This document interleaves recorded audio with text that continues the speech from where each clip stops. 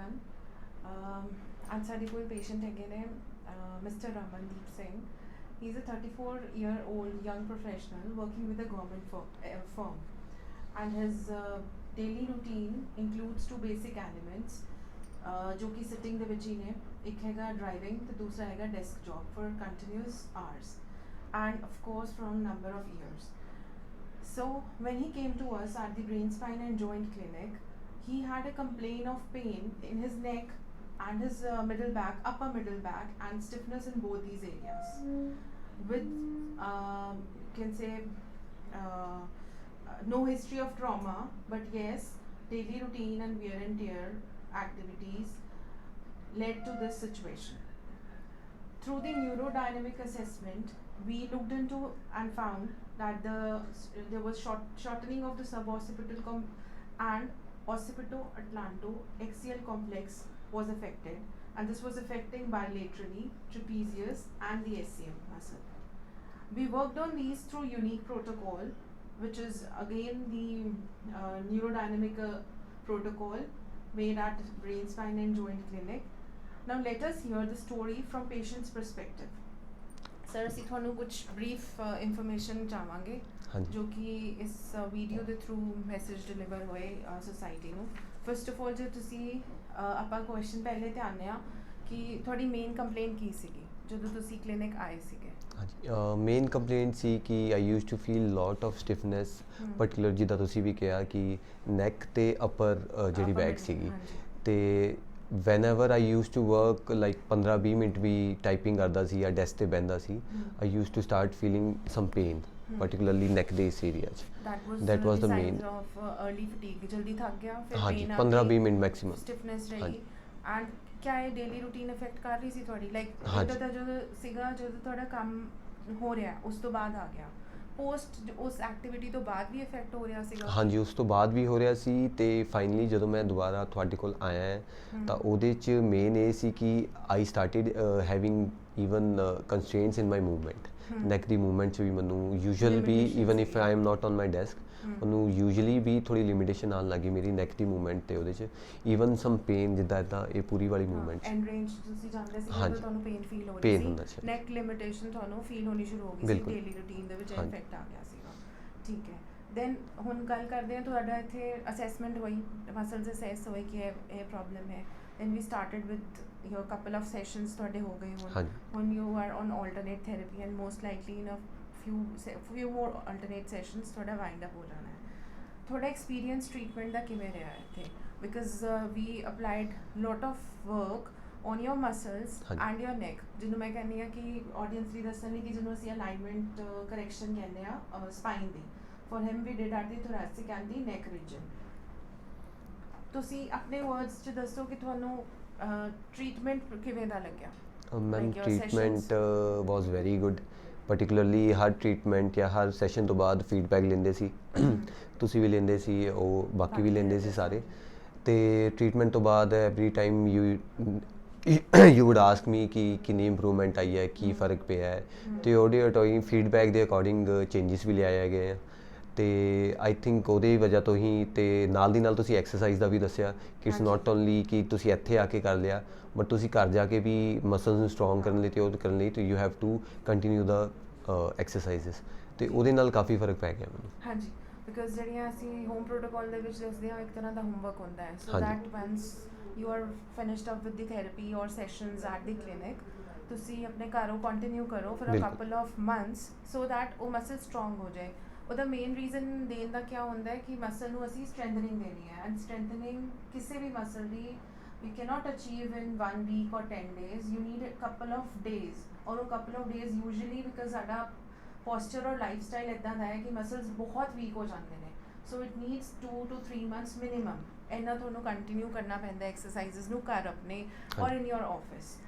ਹੁਣ ਤੁਹਾਡੀ ਇਸ ਟਾਈਮ ਤੇ ਪੇਨ ਔਰ ਸਟਿਫਨੈਸ ਦਾ ਕੀ ਸਕੋਰ ਹੈ? Like how would you score that your pain and stiffness? If I say this as 10 as the maximum pain or 10 as the maximum stiffness, so ਤੁਸੀਂ ਕਿਹਦੇ ਤੇ mark ਕਰੋਗੇ? ਆਈ ਥਿੰਕ ਜੇ ਮੈਂ current ਜਦੋਂ ਆਇਆ ਸੀ it was almost 9 9.5, almost peak ਤੇ ਸੀਗਾ. ਅਤੇ ਹੁਣ it's almost like 0.5 and 1.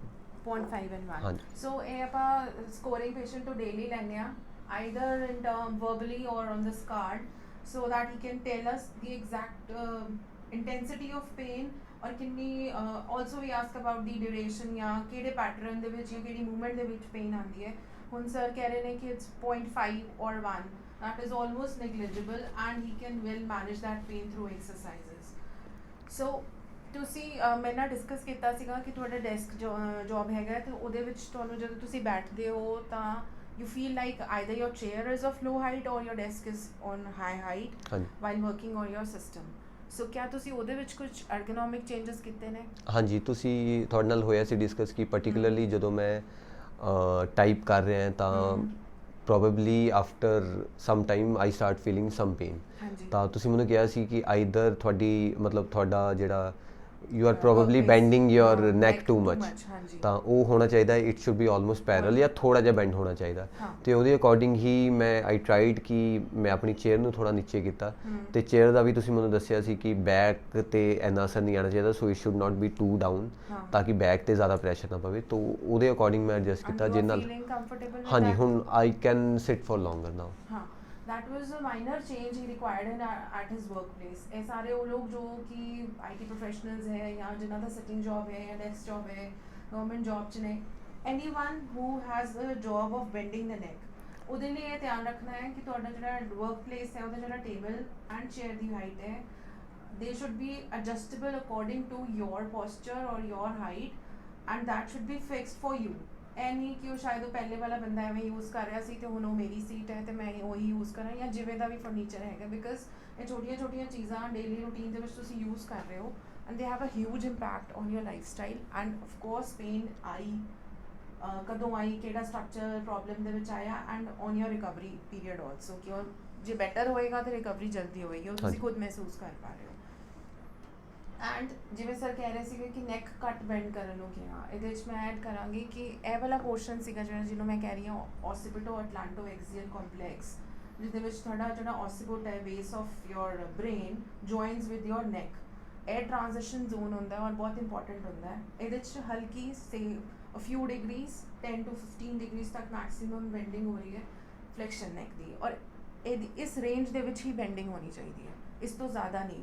Like if I keep on doing this work, ਜੇ ਮੇਰੀ ਡੈਸਕਟਾਪ ਤੇ ਜ਼ਿਆਦਾ ਬੈਂਡ ਕਰਕੇ ਰੱਖ ਰਹੇ ਹਾਂ ਤਾਂ ਕੁਝ ਟਾਈਮ ਬਾਅਦ ਤੁਸੀਂ ਇਹ ਮਹਿਸੂਸ ਕਰੋਗੇ ਕਿ ਇਹ ਨੈਕ ਪਿੱਛੇ ਜਾ ਹੀ ਨਹੀਂ ਰਹੀ ਹੈ.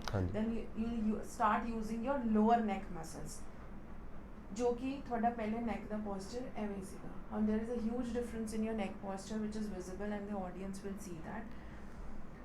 ਹੁਣ ਤੁਸੀਂ ਸਾਡੀ ਆਡੀਅੰਸ ਲਈ ਕੀ ਮੈਸੇਜ ਡਿਲੀਵਰ ਕਰਨਾ ਚਾਹੋਗੇ, ਸਿੰਸ ਯੂ ਹੈਵ ਬਿਨ से फिजियोथेरेपी सेशंस हो गए, अलाइनमेंट सेटिंग होगी, ergonomic changes हो गए. This is one kind of treatment we can follow. Another set of treatment available in the market is either painkillers or steroid injections. और जो बहुत ही काम खराब हो गया तो चलो सर्जरी करवा लो. हाँ जी. So what do you think कि ਜਿਹੜੇ ਸਾਡੇ ਹੋਰ ਕਹਿ ਰਹੇ ਆ ਕਿ ਜਿਹੜੇ ਪੇਨ ਤੋਂ ਸਫਰ ਕਰ ਰਹੇ ਹੋਣਗੇ ਜਾਂ ਜੋ ਇਹ ਵੀਡੀਓ ਦੇਖ ਰਹੇ ਨੇ, ਉਹ ਉਹਨਾਂ ਲਈ ਕੀ ਮੈਸੇਜ ਦੇਣਾ ਚਾਹੋਗੇ ਤੁਸੀਂ?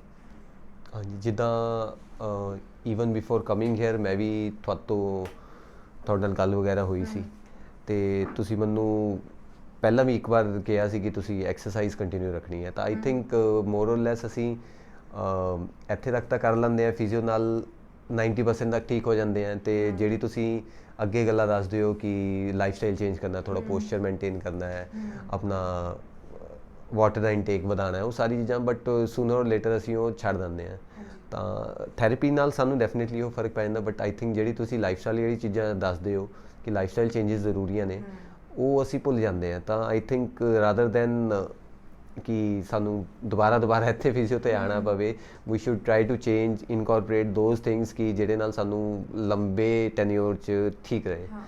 ਕੋਰਸ ਸਟਰੈਂਥਨਿੰਗ ਜਿਵੇਂ ਮੈਂ ਪਹਿਲਾਂ ਆਪਾਂ ਵੀਡੀਓਜ਼ ਡਿਸਕਸ ਕੀਤਾ ਕਿ ਸਟਰੈਂਥਨਿੰਗ ਮੇਨਟੇਨ ਕਰਨ ਲਈ ਜਾਂ ਸਟਰੈਂਥਨਿੰਗ ਵਾਲੀ ਸਟੇਜ ਤੱਕ ਆਉਣ ਲਈ we need at least couple of months. ਹਾਂਜੀ, ਇੱਕ ਵਾਰ ਉਹ ਅਚੀਵ ਹੋ ਗਿਆ ਐਂਡ ਉਨਾ ਹੀ ਟਾਈਮ ਚਾਹੀਦਾ ਆਪਣੇ ਨੂੰ ਲਾਈਫ ਸਟਾਈਲ ਆਪਣਾ ਚੇਂਜ ਕਰਨ ਲਈ. ਫਿਰ then if you not do you will say ਕਿ ਹਾਂ ਕਿ ਤੁਸੀਂ ਕੁਝ ਮਿਸ ਕਰ ਰਹੇ ਹੋ, ਉਹ ਤੁਹਾਨੂੰ ਆਪਣੇ ਆਪ ਕਰੇਗਾ ਕਿ ਨਹੀਂ ਇਹ ਮੈਂ ਚੀਜ਼ ਨਹੀਂ ਕੀਤੀ ਅੱਜ. ਹਾਂਜੀ, ਐਂਡ ਬਿਕਾਜ਼ ਇੰਨੀ ਪ੍ਰੈਕਟਿਸ ਹੋ ਚੁੱਕੀ ਹੁੰਦੀ ਹੈ ਕਿ ਥੋੜਾ ਜਿਹਾ ਮਾਈਨਰ ਜਿਹਾ ਸਟ੍ਰੇਨ ਜਾਂ ਫਟੀਗ ਫੀਲ ਹੋਇਆ the patients know कि ਹੁਣ मैं ਕਿਹੜੀ exercise ਹਾਂਜੀ, ਕਰਨੀ conscious ਹੈ, ਹੋ ਜਾਂਦੇ। conscious ਹੋ ਜਾਂਦੇ ਹੈ and they can revisit or go for follow up because ਜਿਹੜੀ spinal adjustment ਹੈ ਨਾ ਇਹ couple of months ਤੋਂ ਬਾਅਦ ਚਾਹੀਦੀ ਹੁੰਦੀ ਹੈ। ਜਦੋਂ ਤੁਸੀਂ ਐਜ਼ ਅ ਚੈੱਕਅਪ ਜਾਂ ਪ੍ਰੀਵੈਂਟਿਵ ਯੂਜ਼ ਕਰ ਰਹੇ ਹੋ then you need just 1 or 2 sittings but when you are in pain you need more sittings for that ਕਿਉਂਕਿ ਪਹਿਲਾਂ ਅਸੀਂ ਸਿਰਫ pain relief ਕਰਨਾ ਹੈ, Relief ਕਰਨਾ ਫਿਰ ਹੈ। ਅਸੀਂ repair phase 'ਚ ਆਉਣਾ ਹੈ, ਫਿਰ ਅਸੀਂ strengthening phase 'ਚ ਆਉਣਾ ਹੈ। so I think the best thing ਜਿਵੇਂ ਤੁਸੀਂ ਕਿਹਾ ਕਿ ਜਿਹੜੀ ਆਪਣੀ ਥੈਰੇਪੀ ਤੋਂ ਆਪਾਂ 90% ਰਿਕਵਰ ਹੋ ਗਏ, ਜਿਹੜਾ 10% ਸਾਡਾ ਹੋਮਵਰਕ ਹੈ ਉਹ ਸਾਨੂੰ ਜ਼ਰੂਰ ਕਰਨਾ ਚਾਹੀਦਾ ਹੈ so that in long run we maintain that healed portion, ਫਿਰ ਉਹਨੂੰ strengthening ਵੱਲ ਲੈ ਕੇ ਜਾਈਏ ਤੇ at least ਲੰਬੇ ਟੈਨਿਓਰ ਲਈ ਕੋਈ ਪ੍ਰੋਬਲਮ ਨਾ ਆਏ।